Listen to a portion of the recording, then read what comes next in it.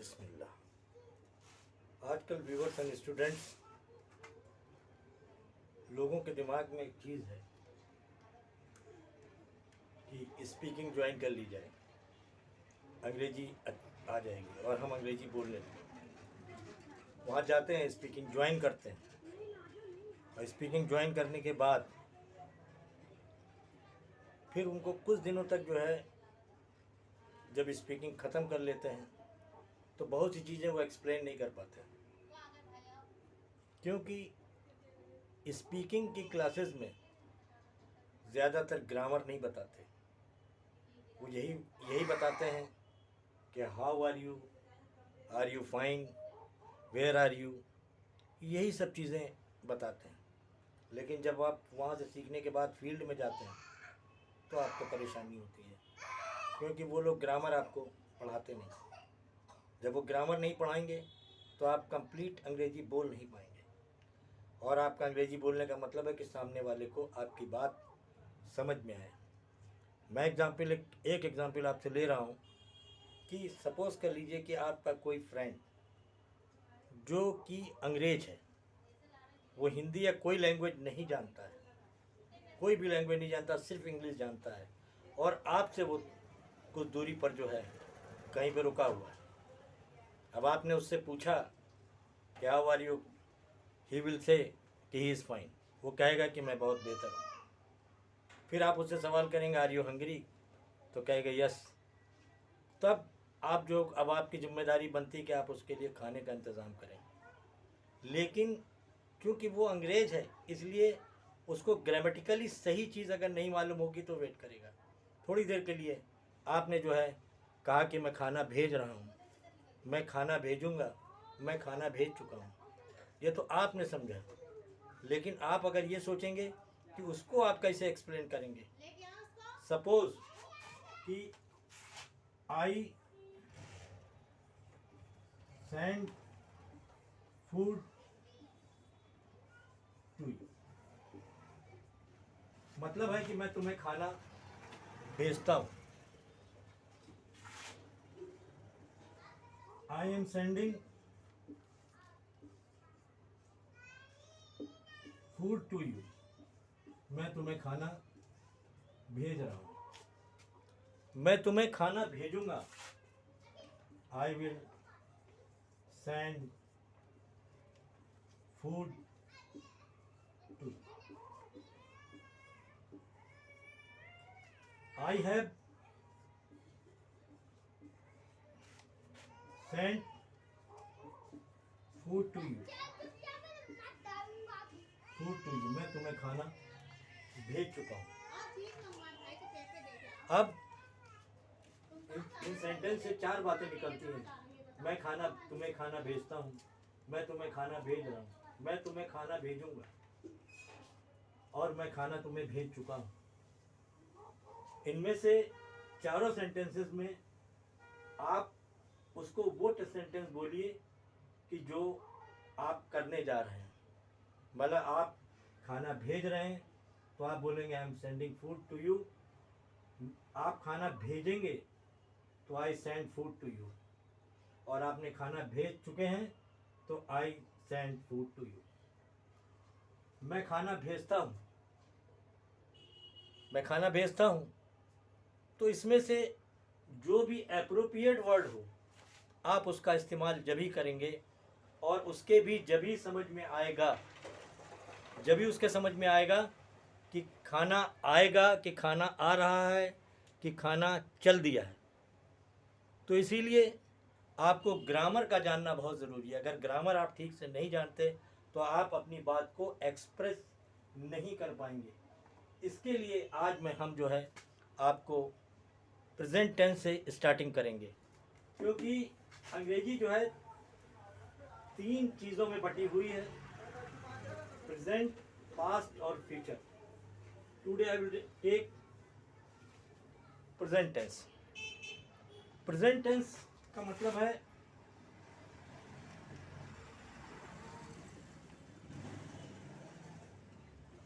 Present tense जो है 4 भागों में बटा होता है। It is divided into 4 parts. First present indefinite tense, indefinite tense. दूसरा है प्रेजेंट कंटीन्यूअस टेंस,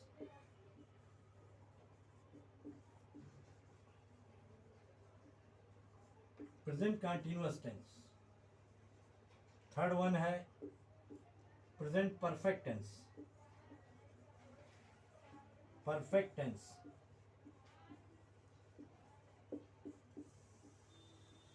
और फोर्थ वन है present perfect continuous tense, present perfect continuous tense.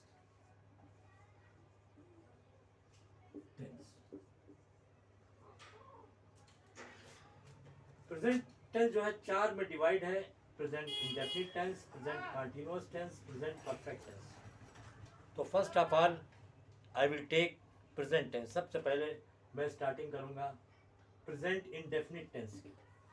क्या है कि स्टार्टिंग करूंगा प्रेजेंट इंडेफिनिट टेंस की। अब आप बात कहेंगे सेंटेंस बोल कर ही या देख कर ही पता लग जाता है आपको ये किस टेंस का सेंटेंस है, किस टाइप का सेंटेंस है। प्रेजेंट इंडेफिनिट टेंस में के जो भी सेंटेंस होंगे उनके आखिर में ता,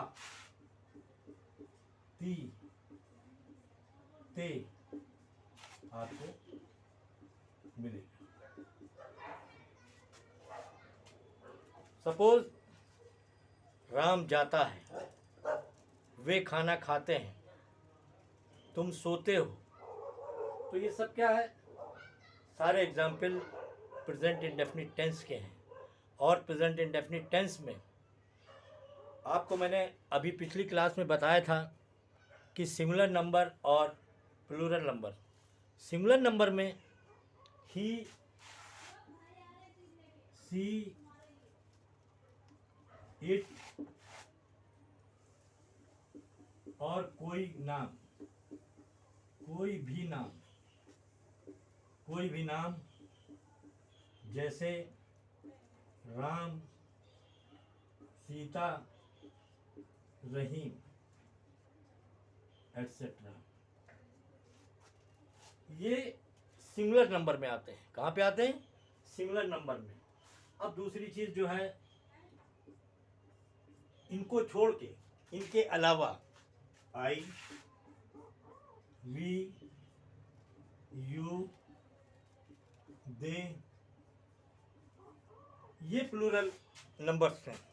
प्लूरल नंबर का मतलब एक से अधिक, और सिंगुलर नंबर का मतलब है एक, सिर्फ एक। तो सिंगुलर नंबर के जितने भी ट्रांसलेशन आप देखेंगे प्रेजेंट इंडेफिनिट में, जैसे कि वो खाना खाता है, वो खाना खाता है, वो खाना खाता है, वो खाना खाती है, लड़का खाना खाता है, द बॉय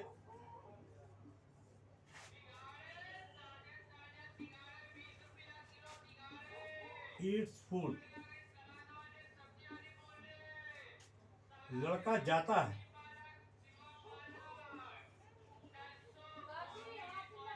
लड़का जाता है, तुम सोते हो, तुम सोते हो, हम रोते हैं, हम रोते हैं। प्रेजेंट इंडेफिनिट टेंस में सिंगुलर नंबर का जब सेंटेंस होता है तो उसमें वर्ब में साथ एस और ईएस का प्रयोग किया जाता है। जैसे बॉय सिंगुलर नंबर है, ईट्स में जो है उसके साथ हम एस का इस्तेमाल कर रहे हैं। और बॉय गोज, बॉय लड़का जाता है, तो जो उसमें ईएस का जो है हमने प्रयोग जो है यहाँ पर किया है।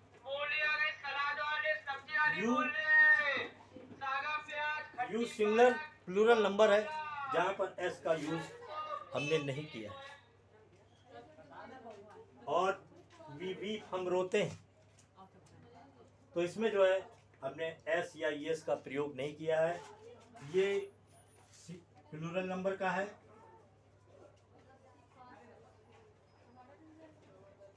ये प्लूरल नंबर है।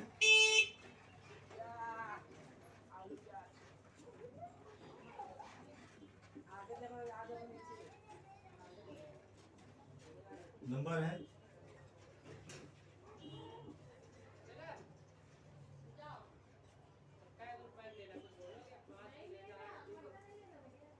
ये सिंगुलर नंबर का है। तो ये आपके 4 एग्जाम्पल हैं। ये सीधे सीधे सेंटेंस हैं। इन सेंटेंस को हम एफर्मेटिव सेंटेंस कहते हैं।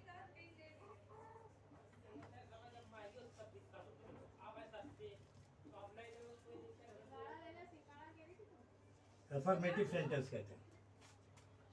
अब हम आगे बढ़ते हैं। प्रेजेंट इंडेफिनिट टेंस में 3 तरह के टेंस होते हैं। अफर्मेटिव, दूसरा निगेटिव सेंटेंस,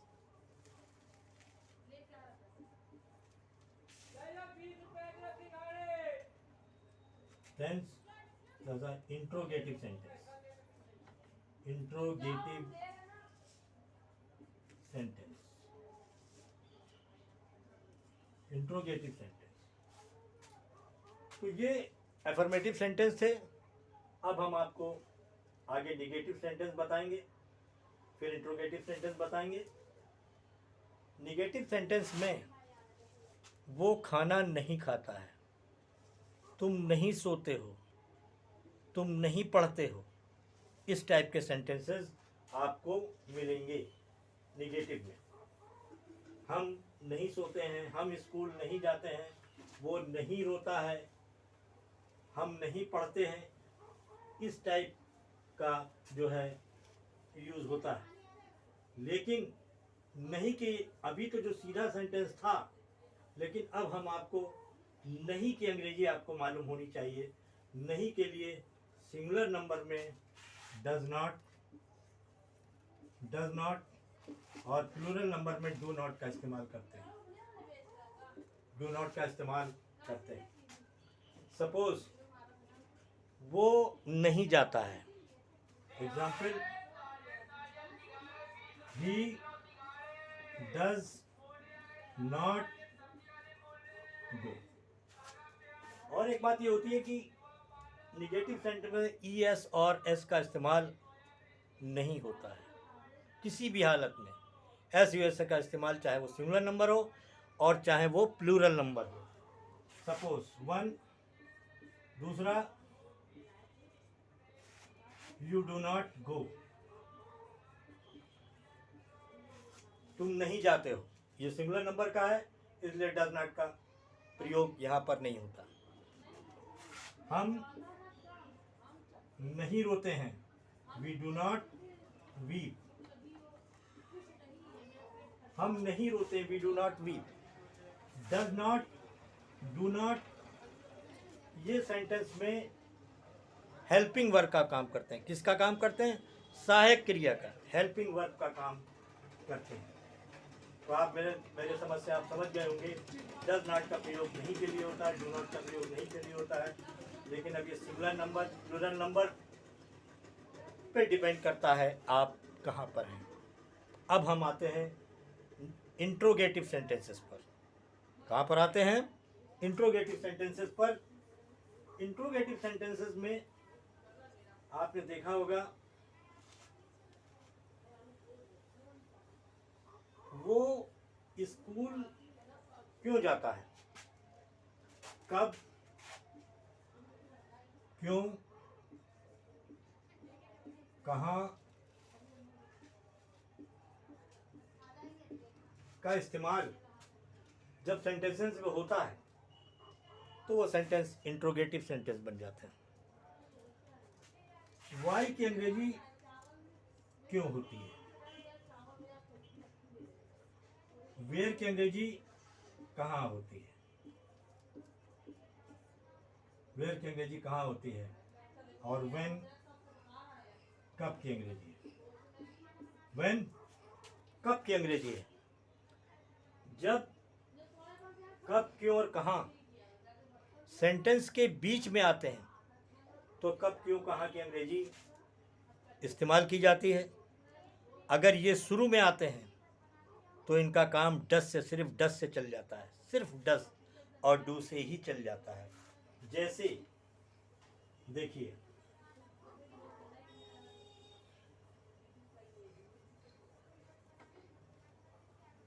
वो क्यों जाता है, वो क्यों जाता है, वाई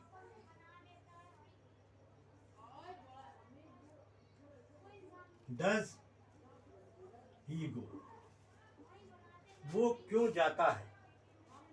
और यहाँ पर मार्क ऑफ इंटरोगेशन का साइन लग जाता है।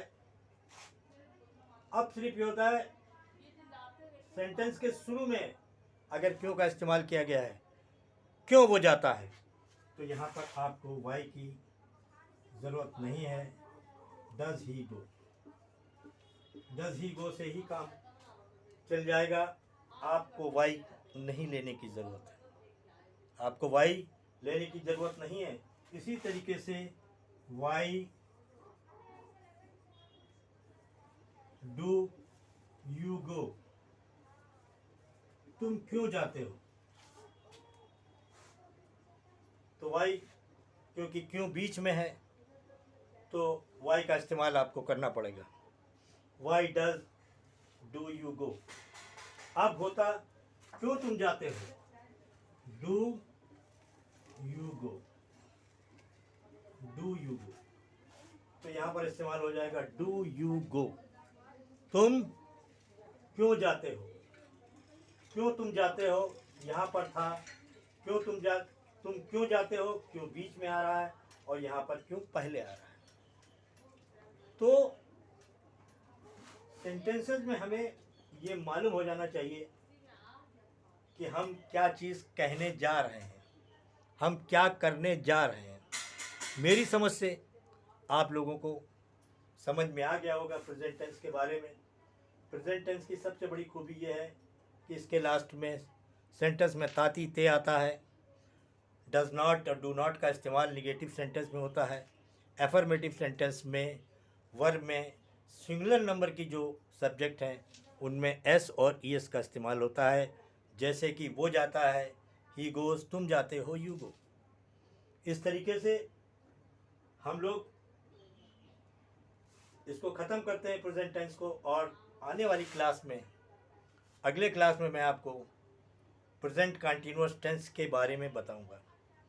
तो मेरी आप लोगों से ये रिक्वेस्ट है कि आप जो है हमारे चैनल को सब्सक्राइब करें और बेल आइकन को दबाएं कि जो कि मैं नई वीडियो आपको बनाऊं वो आपके पास पहुंच सके।